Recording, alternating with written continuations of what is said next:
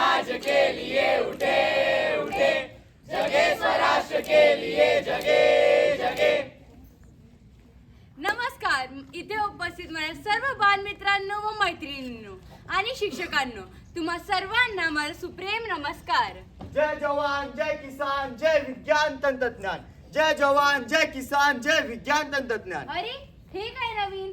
जय जवान आणि जय किसान तर समजलं, पण हे विज्ञान तंत्रज्ञान काय? आता याचं उत्तर तर तुम्हाला शोधावं लागेल. हो, तुम्ही बरोबर ऐकलात. हे जय जवान आणि जय किसान तर ठीक आहे, पण हे जय विज्ञान आणि तंत्रज्ञान हे कसं काय? हा प्रश्न तुम्हाला देखील नक्कीच आला असेल. तर हो, आज जवान आणि किसान यांना बळ देण्यासाठी विज्ञान आणि तंत्रज्ञान यांची अत्यंत गरज आहे. भारत देशाच्या विकासासाठी शेतकरीने सुद्धा आधुनिक शेतीकडे वळावं याची आवश्यकता आहे. आणि हा विषय आपल्या समोर आणण्यासाठी आज आम्ही NSS युनिट आपल्या समोर एक बोधक नाटक प्रदर्शित करणार आहोत. आधुनिक शेती.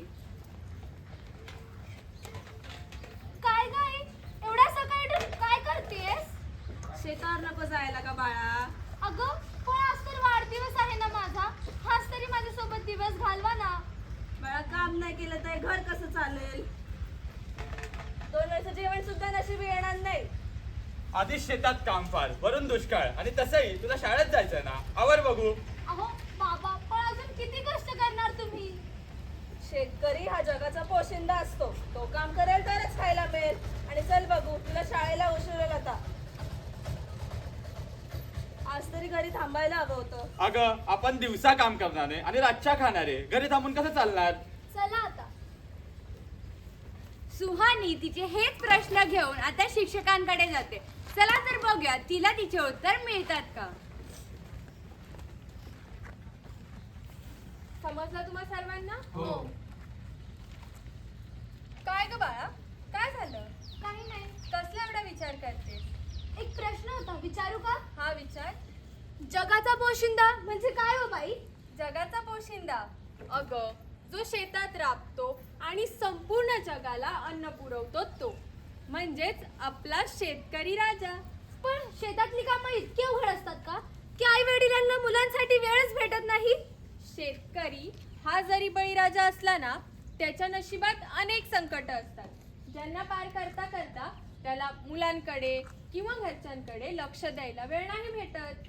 पण बाई, यावर काहीतरी उपाययोजना असेलच ना? हा, उपाय तर नक्कीच आहे, म्हणजे आधुनिक शेती पद्धत. म्हणजे काय हो बाई? अगं बाळा, आधुनिक शेती म्हणजे तंत्रज्ञानाचा जोड जर शेतकऱ्याला मिळाला तर शेतातली कामे आपण सोपी करू शकतो. मला हे शिकता येईल का? मी माझ्या बाबांना नक्की सांगेन.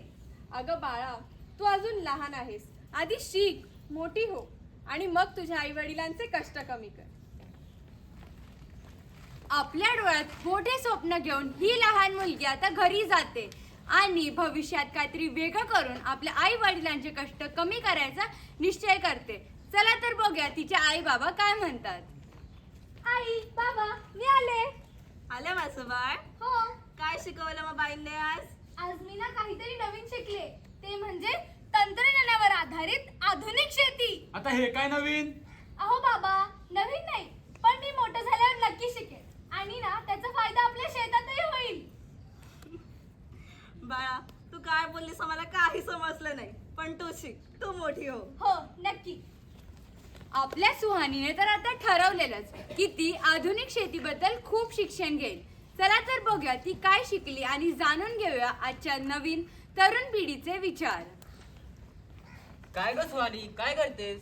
काय ग सुहानी, किती अभ्यास करते? अरे, मी जरा माहिती काढत होते की आपण तंत्रज्ञानाची मदत घेऊन शेतात काही बदल घडवू शकतो का? अगं सुहानी, आपण तर न्यू जनरेशनचे आहोत. आपण कुठे शेती करणार आहे? अगं, पण आपला भारत देश हा कृषी प्रधान देश आहे. आपल्यासारख्या तरुणांना शेतीकडे वळायला नको का? पण आपण तर नोकरी करणार ना, तर हे शेती कसं काय? अरे, भविष्यात खायला अन्नधान्य गरजेचंच आहे. आणि जर आपल्या शिक्षणाचा फायदा शेतकरी राजाला झाला तर चांगलंच होईल. हो, बरोबर. काही वर्षानंतर उच्च शिक्षण घेऊन सुहानी एक कृषी अधिकारी बनते आणि ती गावाला परत येते. चला तर बघा तिचं काय म्हणणं आहे. आई, बाबा, मी आले. आज तुमच्या कष्टाचं फळ झालं. मी कृषी अधिकारी झाले. फार गर्व वाटतोय मला तुला असं बघून. बाळा तू कोणती मोठी अधिकारी झाली हे तर माहित नाही, पण एवढंच सांगतो की आता कष्ट करून मी फार दमलो ग. आता तूच आमचा आधार आहेस. अहो बाबा, आता तुम्हाला काळजी करायची काही गरज नाही. आता मी शेती करणार, ती म्हणजे आधुनिक शेती. आता हे काय? अहो बाबा, याने आपल्याला खूप फायदा होईल. बाळा, मग तुझ्या या शिक्षणाचा तर आपल्या पूर्ण गावाला फायदा झाला पाहिजे. हो, नक्कीच. मी उद्या सकाळी संपूर्ण गावकऱ्यांना व सरपंचांना सांगणार आहे. आपल्या आईबाबांच्या बोलण्यावरून सुहानी ठरवते की ती सर्व गावकऱ्यांना आपल्या शिक्षणाचा फायदा व त्याबद्दल माहिती सांगेल आणि दुसऱ्याच दिवशी ती सरपंचांकडे जाऊन गावकऱ्यांची सभा बोलवायला सांगते. चला तर बघूया त्या सभेत काय होतं. अहो सरपंच, कशाला बोलला तुम्ही आम्हाला इकडे? हो साहेब, पेरणीचे दिवस आहे, शेतात लय काम आहे. अरे मंडळी, जरा धीर धरा सगळ्यांनी.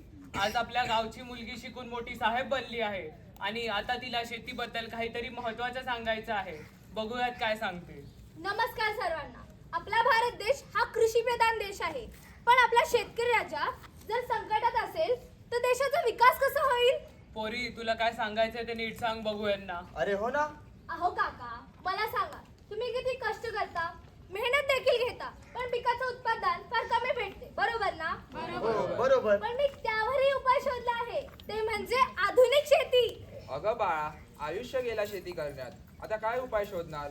अहो काका, आपण आतापर्यंत करत आलो ती म्हणजे पारंपरिक शेती हो, पण आता आपण जी करणार ती म्हणजे आधुनिक शेती. पोरी, तू बोलते ते ऐकायला छान वाटतंय, पण तू करणार कसं? अहो, आपल्या गावात पाण्याची समस्या तर आहेच, मग आपण शेतातल्या ठिबक सिंचनाने पिकांपर्यंत पाणी पोहोचू, मग पाणीही वाचेल आणि पेरणीच्या आधी आपण भूपरीक्षण करू, मग कळेल की कोणते पीक लावले पाहिजे आणि आपण सेंद्रिय खताचाही वापर करू शकतो. अगं पोरे, पण आणि आपले गावचं उत्पन्न वाढेल काय? अहो, मालाला भाव कुठे मिळतो आजकाल? अहो काका, काळजी कशाला करता, आपण तो माल थेट विकू. मी तुम्हाला इंटरनेटच्या सहाय्यतेने नक्कीच मदत करेन. वा पोरी, तू खरंच खूप मोठी झालीस. सुहानीने केलेल्या प्रयत्नांमुळे गावकऱ्यांना खूप फायदा होतो आणि त्यांनी पिकवलेल्या अन्नधान्याला देखील चांगला भाव मिळतो.